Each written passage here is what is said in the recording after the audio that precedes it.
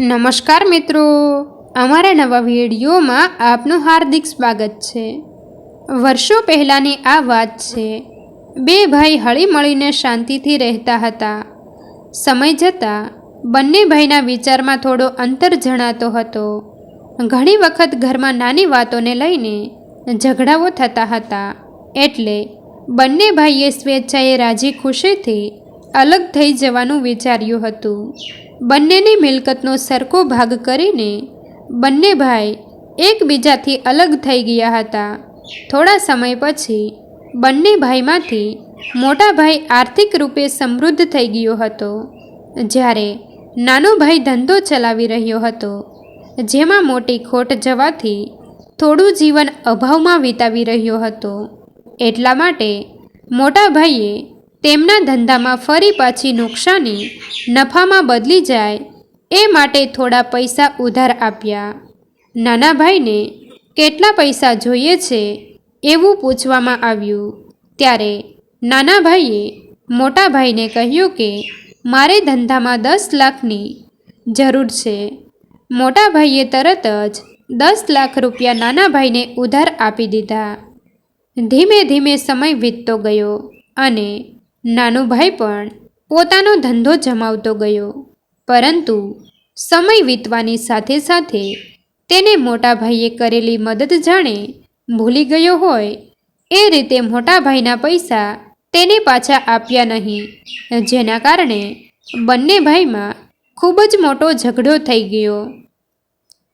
ઝઘડો એ હદે મોટો હતો કે બંને ભાઈઓએ એકબીજા સાથે બોલવાનું બંધ કરી દીધું, તેમજ એકબીજાના ઘરે આવવા જવાનું પણ સદંતર બંધ થઈ ગયું હતું।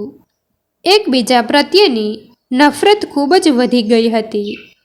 મોટો ભાઈ અને નાનો ભાઈ બંને એકબીજાથી એટલી બધી નફરત કરતા થઈ ગયા કે કોઈ પણ સગા સંબંધીઓ ને ત્યાં જવાનું થાય અથવા કોઈ સગા સામે મળે તો બંને ભાઈ એકબીજાની ખૂબ જ આલોચના કરવા લાગ્યા હતા। મોટા ભાઈ તેના પૈસા આવી રીતે ગુમાવી બેસવાથી ધંધામાં તેનું ધ્યાન ઓછું થઈ ગયું અને તેના પર માનસિક સ્ટ્રેસ વધવા લાગ્યો। તેની બેચેની પણ ખૂબ જ વધી ગઈ હતી। હવે શું કરવું તે સમજ આવી રહ્યું ન હતું। આખરે એક દિવસે એક સાધુ પાસે મોટા ભાઈ ગયા અને સાધુને મોટા ભાઈએ પોતાની સાથે થયેલી આખી ઘટના વર્ણવી દીધી। સાધુએ તેની વાત સાંભળીને તેને કહ્યું કે બેટા, તું જરા પણ ચિંતા કરતો નહીં, ભગવાનની કૃપાથી બધું સારું થઈ જશે।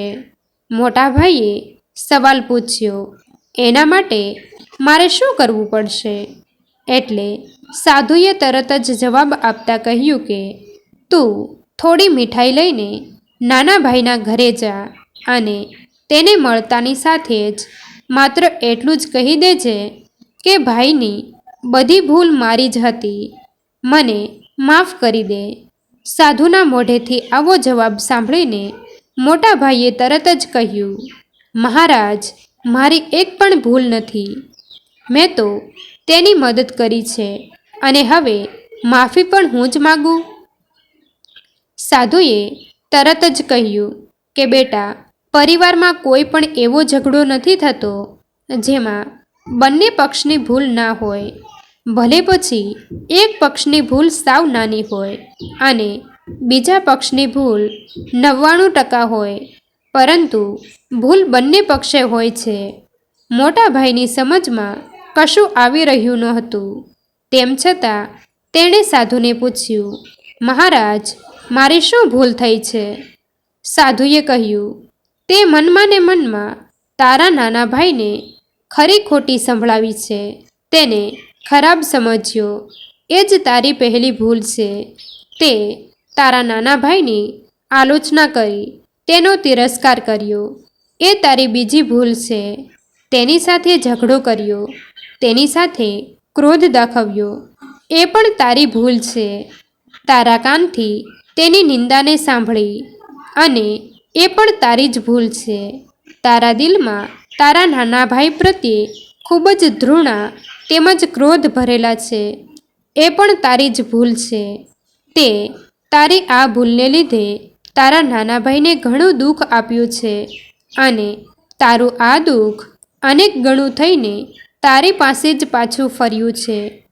એટલે તું ત્યાં જઈને તારા નાના ભાઈ પાસે માફી માગી લે અને માફી માગવાથી તું નાનો નથી થઈ જવાનો.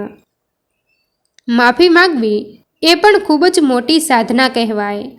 સાધુના કહ્યા પ્રમાણે મોટો ભાઈ નાના ભાઈના ઘરે મીઠાઈ લઈને પહોંચ્યો. આખો પરિવાર તેની સાથે હતો.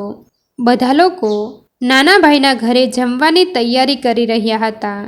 દરવાજો ખખડાવીને ખોલવા માટે કહ્યું તો તેના ભત્રીજાએ દરવાજો ખોલ્યો. સામે મોટા પપ્પાને જોઈને આશ્ચર્યચકિત રહી ગયો અને ખુશીથી કૂદી પડ્યો અને બોલવા લાગ્યો, મમ્મી, પપ્પા, જુઓ તો કોણ કોણ આવ્યું છે. આપણા ઘરે મોટા પપ્પા આવ્યા છે. તેના મમ્મી પપ્પાએ દરવાજા તરફ જોયું. તે વિચારીને કે શું અમે સપનું તો નથી જોઈ રહ્યા ને. નાનો ભાઈ મોટા ભાઈને જોઈને ખૂબ જ ખુશ થઈ ગયો, કારણ કે વર્ષોથી બગડેલા સંબંધના કારણે એકબીજાના ઘરે આવવા જવાનું પણ બિલકુલ બંધ થઈ ગયું હતું. મોટા ભાઈને વર્ષો પછી ઘરના આંગણે જોઈને તેના મોઢામાંથી એક પણ શબ્દ ન નીકળી શક્યો, કારણ કે તેનું ગળું રૂંધાઈ ગયું હતું. મોટા ભાઈએ મીઠાઈને ત્યાં જ રાખી અને બંને હાથ જોડીને કહ્યું, ભાઈ, બધી ભૂલ મારી છે, મને માફ કરી દે. આટલું કહેતાની સાથે મોટા ભાઈની આંખમાંથી આંસુ નીકળી ગયા. પરંતુ આ શું? નાના ભાઈએ તરત જ મોટા ભાઈના પગમાં પડીને માફી માગી અને ધ્રુસકે ધ્રુસકે રડવા લાગ્યો. બધા લોકો આ દ્રશ્ય નિહાળીને ભાવુક થઈ ગયા. વર્ષો પછી બંનેના સંતાનો આપસમાં મળી રહ્યા હતા. તરત જ કબાટમાંથી એક જૂનો થયેલો થેલો કાઢીને મોટા ભાઈને આપ્યો. એ થેલામાં પૈસા હતા. ત્યારે મોટા ભાઈએ તેને કહ્યું કે હું અહીં પૈસા લેવા માટે નથી આવ્યો. આપણા બંનેના સંબંધો જે ખરાબ થઈ ગયા છે તેમજ આપણા બંને વચ્ચે જે નફરત છે તેને હટાવવા માટે હું અહીં આવ્યો છું. મારો અહીંનો ધક્કો વસૂલ થઈ ગયો. મારું બધું દુઃખ દૂર થઈ ગયું હોય એવું મને લાગે છે અને મને ખૂબ જ ખુશી મહેસૂસ થાય છે. ત્યારે નાના ભાઈએ કહ્યું કે મોટા ભાઈ, તમે જ્યાં સુધી આ રૂપિયા નહીં લઈ લો ત્યાં સુધી મારા હૃદયનું દુઃખ દૂર નહીં થાય. એટલે મહેરબાની કરીને આ રૂપિયા તમે મારી પાસેથી લઈ લો. ઠીક છે, એટલું કહીને મોટા ભાઈએ રૂપિયા લઈ લીધા અને તેની સામે જ રૂપિયાના ભાગ કરી અને નાના ભાઈની વહુ તેમજ તેની દીકરી અને દીકરામાં વહેંચી દીધા. વર્ષો પછી ઘરનો એવો માહોલ થઈ ગયો કે જાણે આખો પરિવાર એક હોય, જાણે આખી દુનિયાની ખુશી તેઓને પ્રાપ્ત થઈ ગઈ હોય. ઘણી વખત નાની મોટી વાતો પરથી એ હદે સંબંધો બગડી જતા હોય છે કે જેને વિચારીએ તો એમ થાય કે આટલી નાની વાત પણ આવડું મોટું સ્વરૂપ લઈ શકે છે. પણ જો બંનેમાંથી એક પણ માણસ માફી માગી શકે અથવા માફી માગવા તૈયાર હોય તો સંબંધ પહેલાંથી પણ સારા થઈ જાય છે. મિત્રો, તમને જો આ વિડીયો પસંદ આવ્યો હોય તો વિડીયોને લાઈક અને તમારા અન્ય સગા સંબંધી મિત્રો સાથે વિડીયોને શેર કરવાનું ભૂલતા નહીં. અને આવા જ નવા જીવન ઉપયોગી, જીવનમાં કંઈક નવું કરવાની પ્રેરણા મળે તેવા વિડીયો જોવા માટે અમારી ચેનલ સાથે બન્યા રહો. થેન્ક યુ મિત્રો. મળીએ છીએ એક નવા વિડીયો સાથે. આભાર.